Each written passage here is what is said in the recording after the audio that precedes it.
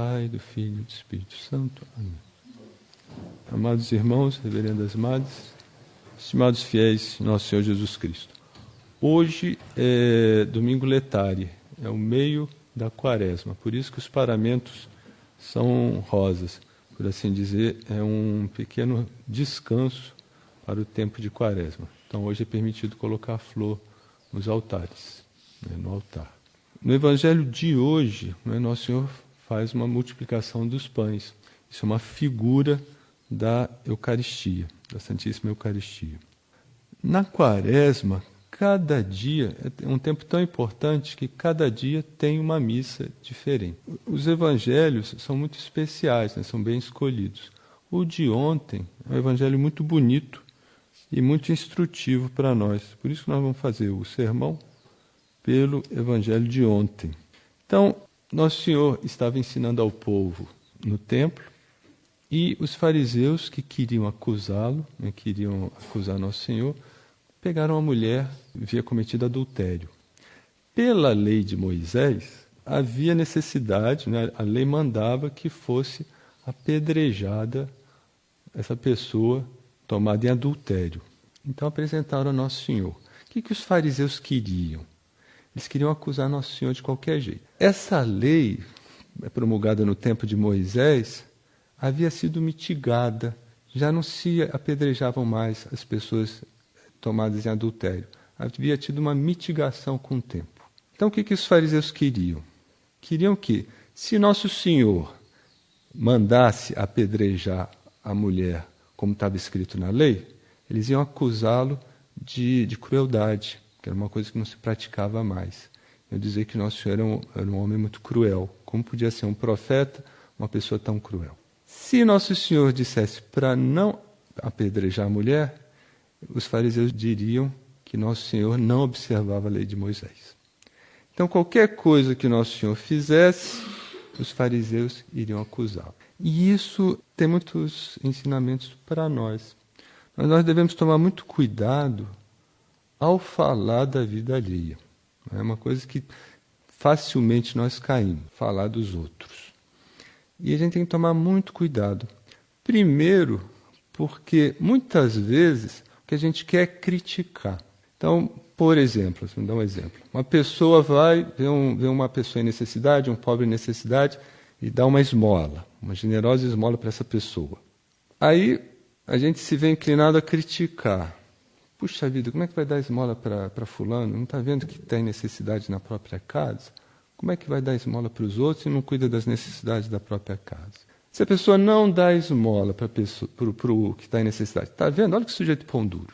Está vendo? Fulano tem necessidade, ninguém faz nada, não faz nada.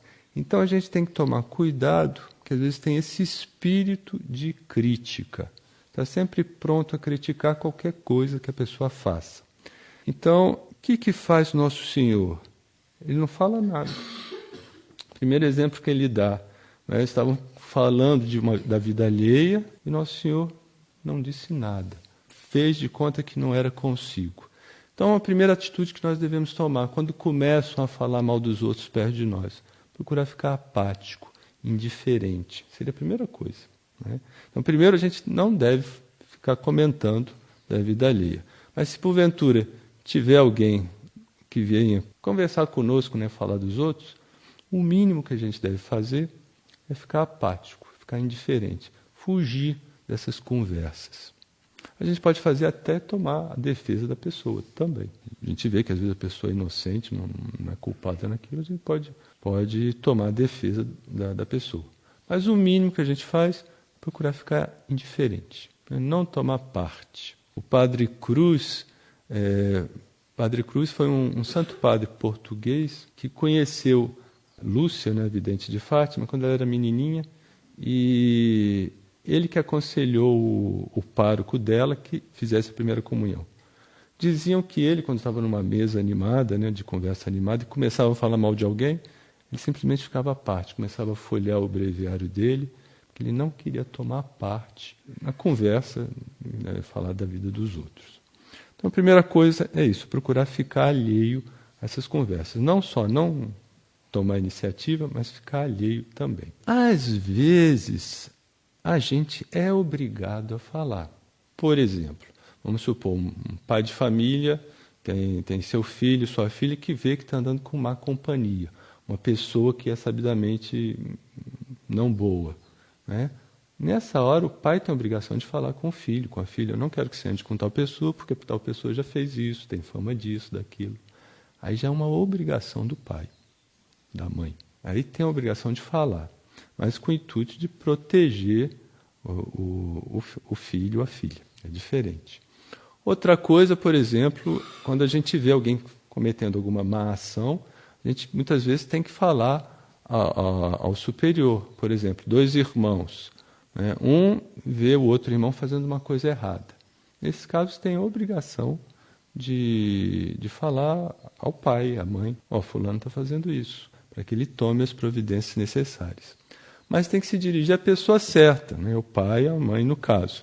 Não adianta nada falar com o vizinho. O vizinho, nesse caso, não vai resolver nada. E aí que está o grande problema, que muitas vezes a gente é inclinado a falar dos outros com pessoas que não vão resolver nada, que não vão conseguir fazer nada, né? Que não diz respeito a elas tal ou tal problema. Então a gente tem que tomar muito, muito cuidado, muita prudência nisso. Então o que Nosso Senhor fez? Primeira coisa, ele procurou ficar alheio. E ele podia julgar? Podia. Nosso Senhor Jesus Cristo é o sumo juiz, que vai nos julgar a todos. Então o que ele disse? O que de vós está sem pecado, que atire a primeira pedra. Mais um ensinamento para nós. Será que nós temos condição de julgar os outros? Será que isso nos diz respeito? Né? Muitas vezes nós somos obrigados, né, como eu disse, a julgar os outros. O pai é obrigado a julgar, muitas vezes o filho, ou então a ação de outra pessoa que está molestando os filhos. Mas muitas vezes a gente não está em condições de falar dos outros, porque nós também estamos carregados de pecados. Então Nosso Senhor diz: que de vós está sem pecado, que lhe atire a primeira pedra. Então é muito mais útil nessa hora, em vez de a gente ficar sempre observando a vida dos outros, observar a própria vida, a própria conduta. E eu? Será que eu estou irrepreensível diante de Deus? Será que não tem nada que Deus vá cobrar de mim, né, na hora da morte? Eu podia melhorar muito em tal e tal e tal ponto, né? Então, isso sim, a gente pode se analisar e se julgar. E aí a gente pode tomar as providências para procurar melhorar a própria conduta. Isso é muito mais útil, muito mais proveitoso. E por quê? A gente tem que tomar muito julgado para condenar os outros. Que no Evangelho de hoje, por exemplo, Nosso Senhor no final fala assim: mulher, onde estão os que te acusaram? Ninguém te condenou? Ela respondeu: ninguém, Senhor. Então Jesus disse-lhe: também eu não te condenarei. E ela tinha sido apanhada em adultério.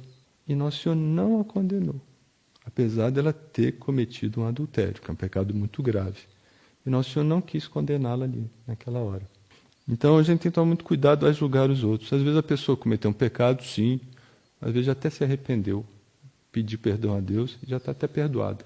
E nós ainda estamos julgando determinada pessoa que às vezes já não, diante de Deus, já não tem mais pecado nenhum, por assim dizer. A gente não sabe. E então Nosso Senhor diz: também eu não te condenarei. Agora vai e não tornes a pecar. Isso é mais um ensinamento para nós, né? É muito comum entre os... Eu já ouvi dizer, uma pessoa uma vez me falou: mas Deus não é bom, Deus não é bom, Deus não é bom. Deus não perdoou a mulher adúltera? Perdoou. Perdoou sim, mas ele disse: pode ir, mas não tornes a pecar. Depois essa condição para ela. Então, embora Nosso Senhor seja bom, Ele é justo também. Nosso Senhor sabe perdoar, Ele é misericordioso, mas Ele também espera da pessoa um fruto de emenda. Então, saibamos aproveitar desse Evangelho, que isso é muito útil para todos nós. Por quê? Porque é um pecado que nós facilmente caímos. Todo mundo cai facilmente nos pecados da língua. A língua é um instrumento de vida e de morte, né? Com a língua a gente pode matar qualquer um, né? Matar tanto com a vida, como então a vida da alma de uma pessoa, a boa fama, a honra de uma pessoa. Então saibamos aproveitar desse Evangelho, aproveitar dessa Santa Missa de hoje, pedir essa graça, sabermos nos guardar mais dos pecados da língua, especialmente dos pecados de um julgamento das ações do próximo. Do Pai, do Filho e do Espírito Santo. Amém.